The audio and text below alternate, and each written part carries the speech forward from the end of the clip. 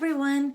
So yesterday when we did some of our reading from our novel Roll With It by Jamie Sumner, we learned that Allie and her mom are going to make plans to stay longer with Allie's grandparents and give her Mama a hand with helping care for her grandfather. So they went to the school to make arrangements because Allie is now going to have to transfer schools to the one that is in the town where her grandparents are.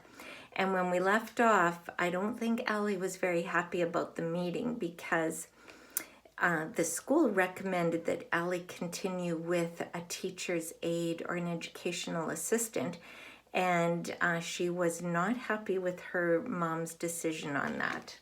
So we'll continue with chapter 2, Wrecked. We do not talk all the way home. We do not talk over dinner of cheese toast and milk and shriveled grapes, which are the last things in our fridge before we leave tomorrow. We do not talk until it is the middle of the night and I have to yell from the bathroom for her to bring me toilet paper because there's none on the roll. She's waiting for me in the hall when I come out. How could you? Allie, listen. Why should I listen to you when you never listen to me? Honey, I know you don't want an aide, but of course I don't want an aide. I don't want an aide because I don't need an aide. I bump up against the wall with my wheel in that way Mom hates because it leaves scuff marks. She kneels down in front of me so we're eye to eye. I stop moving. Ellie, we don't know what this new school is like. We don't know how equipped they are to handle you. To handle me? Mom rocks back and sits on her heels, and now I'm looking down at all the tiny lines around her eyes. Yes, Ellie, handle you. I'm sorry if that sounds harsh or demeaning, but it is my job to protect you. It is my job to make sure you are safe and looked after, even if you don't like it. I want to cry, but that would be babyish, right? It's not fair. No, it's not. None of this is. She waves her arms toward the front door where our suitcases are waiting. But we're all going to look out for one another, okay? You, me, Mama, and Grandpa. I know I should tell Mom how scared I am to start at a new school, that it's not just about the aide. What if I don't make a single friend? What if I'm just the crippled kid all over again? I'm scared about moving in with my grandparents too. What if Grandpa gets worse? Or Maymay says she doesn't want our help and we've already quit our whole lives to move there?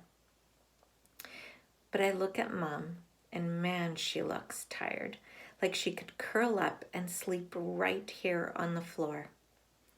So I just say, okay, and I roll back to my almost empty room.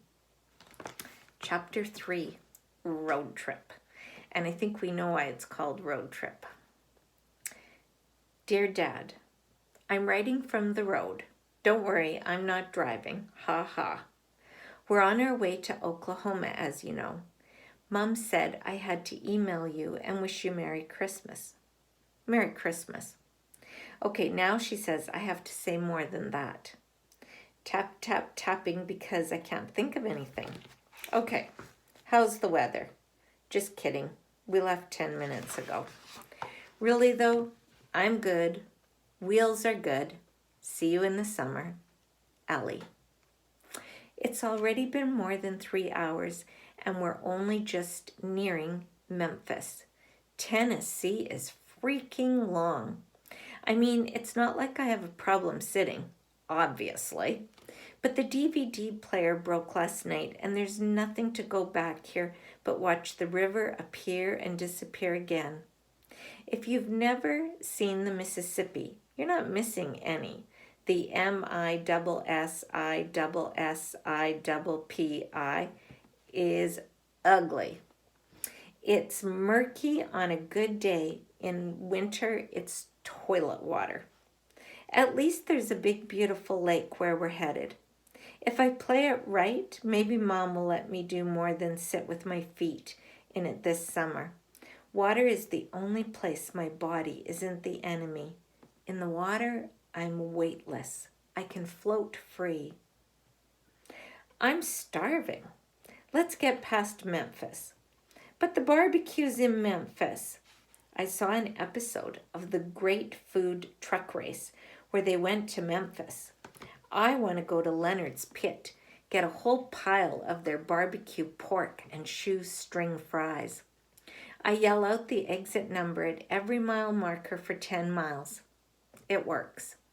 We're back on the road in less than half an hour with greasy paper bags full of food. Why do barbecue joints always give you those tissuey napkins that tear to shreds when you try to use them? Mom's such a pushover, but she's good at road tripping like this. Let's make it an adventure, she'll say, whenever we have to do something half miserable, like go for leg brace fittings or clothes shopping. Clothes shopping is the worst, with Mom following me into every fitting room and helping me try on jeans, as if anybody wants her mom to watch her try on jeans. But she somehow makes it easier. We'll skip school, take the day, eat picnics in the park, or get Auntie Anne's pretzel nuggets at the mall, and take long drives with the window down. She can spin anything. I take a bite of my lemon square from Leonard's and powdered sugar dissolves like cotton candy in my mouth. It reminds me of lemon cream pie. I remember that's what won the pie contest at Mamie's church a few years ago. Every year in the first weekend in May, Bethlehem Methodist has a big fish fry and a silent auction. And every year they have a bake-off, and the best pie wins. It's kind of a big deal. There's a $100 prize and an award ceremony, and everyone remembers who won last year and the year before, going all the way back to when the contest first started.